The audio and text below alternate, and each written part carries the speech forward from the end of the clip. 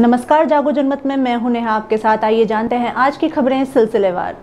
Bike से गिरकर महिला की मौत, कैथून थाना क्षेत्र के धाकड़खेड़ी के पास की घटना। केंद्र सरकार के खिलाफ जनता में रोष, महंगाई के कारण आम जनता त्रस्त और भाजपा वाले मस्त। कर्ज चुका नहीं पाने के कारण दबाव व बीमारी से परेशान व्यक्ति ने किया सुसाइड। शराब के नशे में धुत चालक डीसीएम अनियंत्रित होकर पलटी, बाल बाल बचे लोग। परिणामों में देरी से नाराज होकर एनएसयूआई के छात्रों ने किया हंगामा। पेट्रोल पंप पर आई वैन में लगी आग। अब खबरें विस्तार से। बाइक से गिरकर महिला की मौत। बाइक पर अचानक चक्कर आने से सिर के बल गिरी महिला। कोटा ग्रामीण कैथून थाना क्षेत्र के धाकड़खेड़ी व रूड़ा चौराहे के बीच मोटरसाइकिल सवार एक महिला को अचानक चक्कर आने से गाड़ी से नीचे गिरकर मौत हो गई। मृतक महिला कैथून इलाके की रहने वाली थी। कैथून पुलिस के अनुसार किशनपुरा रोड कैथून निवासी 40 वर्षीय महिला प्रेमा बाई अपने पति पप्पू लुहार व भतीजे के साथ कोटा से कैथून की ओर जा रही थी। इसी दौरान महिला को मोटरसाइकिल पर अचानक चक्कर आने से पति ने मोटरसाइकिल को साइड पर लगाया। इतने में महिला अचानक मोटरसाइकिल के चक्कर खाकर नीचे गिर पड़ी, जिससे महिला के सर में गंभीर चोट आने से उसे एमबीएस अस्पताल लाया गया, जहां चिकित्सकों ने जांच के बाद महिला को मृत घोषित कर दिया। सूचना पर कैथून पुलिस ने पोस्टमार्टम के बाद महिला का शव परिजनों को सौंप दिया। पुलिस ने पीड़ित परिजनों की रिपोर्ट पर मामला दर्ज कर अनुसंधान शुरू कर दिया है। जांच जारी है। पूरी घटना हुई कल 19 तारीख की बात है। कल की ये पप्पू, इसका भतीजा और इसकी पत्नी कोटा से कैथून जा रहे थे तीनों बाइक से। तो ये धाकड़खेड़ी हनुमान जी से आगे इसकी पत्नी को चक्कर आया, जो गाड़ी रुकी, उस उतरते ही गिर गई नीचे गिरते उसके सिर में लगी। हॉस्पिटल लगे कैथून, वहाँ से कोटा रेफर कर दिया, दौरान इलाज की डेथ होगी। देश में बढ़ती महंगाई के विरोध में केंद्र सरकार के खिलाफ कोटा में भाजपा भगाओ, महंगाई हटाओ और देश बचाओ विशाल वाहन रैली का आयोजन जिला कांग्रेस महामंत्री विपिन बरथुनिया, सचिव और पार्षद साजिद खान लालाभाई, कांग्रेस नेता अजय भान सिंह शप्तावत, युवा नेता राजीव गौतम और सेवा दल प्रदेश सचिव अमित सूद द्वारा किया गया, जिसमें मुख्य अतिथि कांग्रेस नेता अमित धारीवाल जी रहे। रैली रामपुरा से शुरू होकर लाडपुरा, खाई रोड, नयापुरा चौराहे होते हुए जिला कलेक्ट्रेट पहुंची। रैली में हजारों कार्यकर्ताओं, आमजनों, व्यापारियों ने बढ़ चढ़कर हिस्सा लिया और केंद्र सरकार के खिलाफ अपना रोष प्रकट किया। इस अवसर पर कांग्रेस नेता अमित धारीवाल ने कहा कि गंगा में डुबकी लगाने से केवल तन साफ होता है, मस्तिष्क नहीं। अगर देश का भला चाहते हैं तो अपना मस्तिष्क साफ करें। देश में महंगाई और बेरोजगारी के कारण सबसे ज्यादा इंसानों की जान गई है और अभी तक के इतिहास में पहली बार ऐसी भ्रष्ट सरकार केंद्र में जाकर बैठी है कि उन्होंने सभी सरकारी संस्थानों को अपने गिने चुने पूंजीपति दोस्तों को बेच दिया है। जनता का पैसा अपने पूंजीपति दोस्तों के कर्जे माफ करने में लगा दिया है।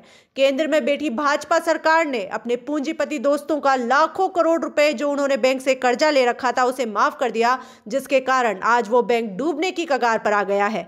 आम जनता एक एक रुपए के लिए मोहताज होने लग गई है, लेकिन अब जनता समझ चुकी है, इन्हें अब कुर्सी से उतार फेंकने के लिए तैयार हो चुकी है।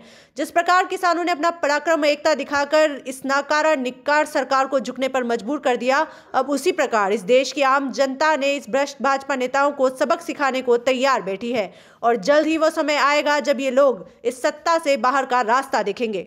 जिला कांग्रेस महामंत्री विपिन बरथुनिया ने कहा कि देश में महंगाई के कारण आम जनता त्रस्त हो चुकी है और भाजपा वाले मस्त हो रहे हैं। धारीवाल साहब के आदेश और हमारे भाई अमित जी धारीवाल जी के आदेश से हमने ये रैली आयोजित की थी।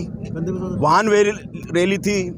अमित जी ने कहा अगर 1000 बाइक आएगी तो मैं आऊँगा, नहीं तो नहीं आऊँगा। मैंने कहा 1000 से ज़्यादा आएगी और 1000 से ही ज़्यादा मोटरसाइकिल वाहन रैली आई है और पैदल चले और इतनी तादाद पर लोग परेशान हैं।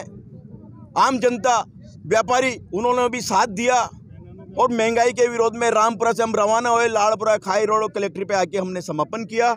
12 जिले में कर्ज नहीं चुका पाने के दबाव व बीमारी से परेशान एक व्यक्ति ने किया सुसाइड। बताया जा रहा है कि कर्जदारों द्वारा मकान पर जबरन कब्जा करने व मकान खाली कराने को लेकर मिल रही थी धमकियां।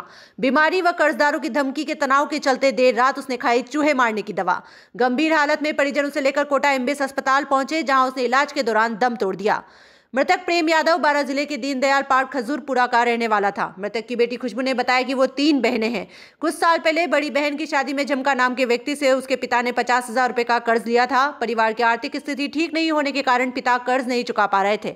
झमका और उसका बेटा अक्सर घर पर धमकियां देते थे। इस कारण साल 2019 में पिता को दिल का दौरा भी पड़ा था। इलाज के लिए पैसों की जरूरत थी। पिता ने दूसरे व्यक्ति दुकानदार से 40,000 का कर्ज लेकर इलाज करवाया। तबीयत ठीक नहीं होने के कारण पिता काम पर नहीं जा पा रहे थे। इधर कर्जा देने वाले बार बार तकाजा कर रहे थे।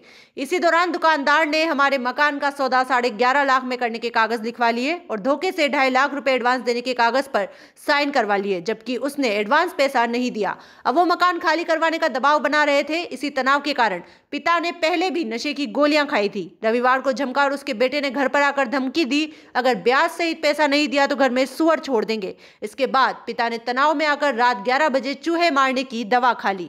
बारां कोतवाली सीआई मांगेलाल ने बताया कि अभी सूचना मिली है, परिजनों ने शिकायत नहीं दी। शिकायत के आधार पर कार्रवाई की जाएगी। प्रेम सिंह था और उन्होंने मेरी दीदी की शादी करी थी।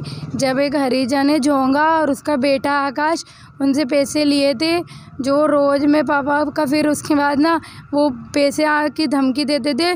फिर उनका ना वो उनको अटैक आया टेंशन की वजह से। जो उनका हार्ट का ऑपरेशन हुआ, हार्ट के ऑपरेशन में उन्होंने एक आर्किटाइल वाला है उससे पैसे लिए थे 40,000, जो वो उसने भी ना, उन्होंने हार्ट के ऑपरेशन के बाद उनसे काम नहीं हो, उन्होंने काम करना बंद कर दिया।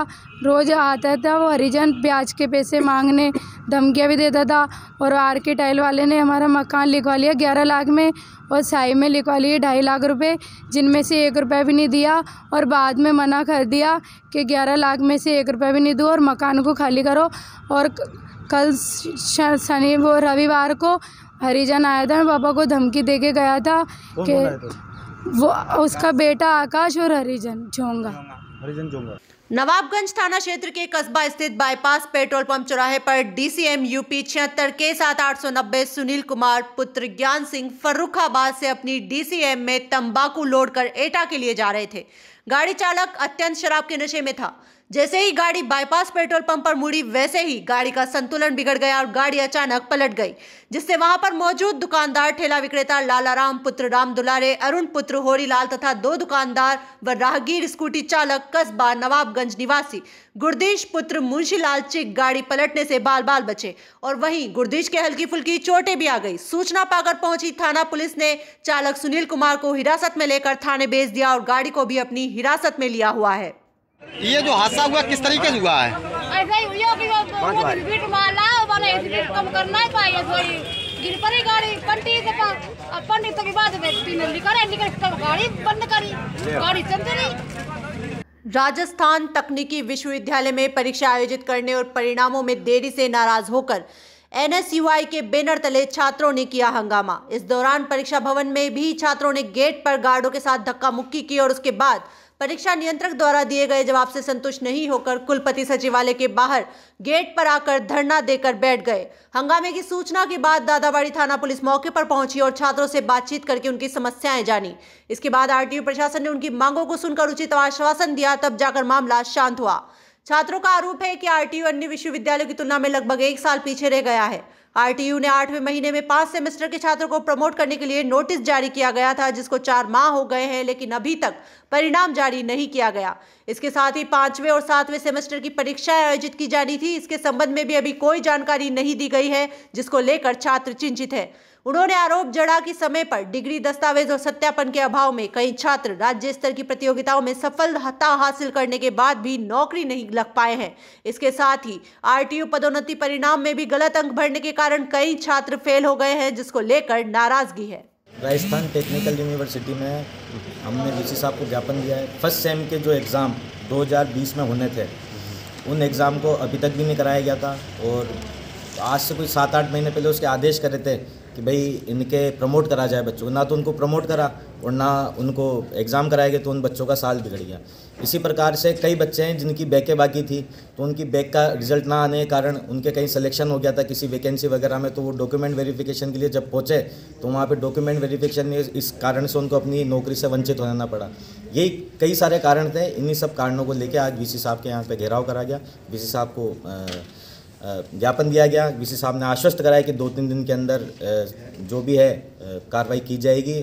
खबर कोटा से है, जहां पेट्रोल भरवाने आई एक मारुति वैन में पेट्रोल पंप पर आग लग गई। आग लगने से पेट्रोल पंप और उसके आसपास के इलाकों में हड़कंप मच गया। सुरक्षा के मद्देनजर लोगों ने वैन को पेट्रोल पंप से एक तरफ ले जाकर खड़ा किया, नहीं तो बड़ा हादसा हो सकता था। वैन के मालिक भवानी शंकर ने बताया कि पेट्रोल भरवाने के लिए गुमानपुरा पेट्रोल पंप पर पहुंचे थे, तभी वैन में से धुआं निकलने लगा। तब वो तुरंत अपनी गाड़ी से उतरे और पेट्रोल पंप के कर्मचारियों की मदद से गाड़ी को पेट्रोल पंप से दूर ले जाकर खड़ा किया। इस दौरान पेट्रोल पंप पर मौजूद अग्निशमन साधनों से आग बुझाने का प्रयास भी किया गया, लेकिन आग ने थोड़ी ही देर में विकराल रूप धारण कर लिया। सूचना पर सब्जी मंडी फायर स्टेशन से एक दमकल मौके पर भी पहुंची, लेकिन तब तक वैन जलकर खाक हो चुकी थी। सहायक अग्निशमन अधिकारी मोहम्मद अजहर खान ने बताया कि गाड़ी काफी पुरानी थी, उसमें सीएनजी सिलेंडर लगा हुआ था। ऐसे में गाड़ी का मेंटेनेंस नहीं होने की वजह से आग लगी है। सूचना के मौके पर पहुंची दमकल ने वैन में लगी आग को बुझाया। इसके बाद ट्रैफिक विभाग वाले क्षतिग्रस्त गाड़ी को लेकर चले गए। आज की खबरों का सिलसिला यहीं खत्म होता है। खबरों की अपडेट के लिए आप देखते रहिए जागो जनमत। धन्यवाद।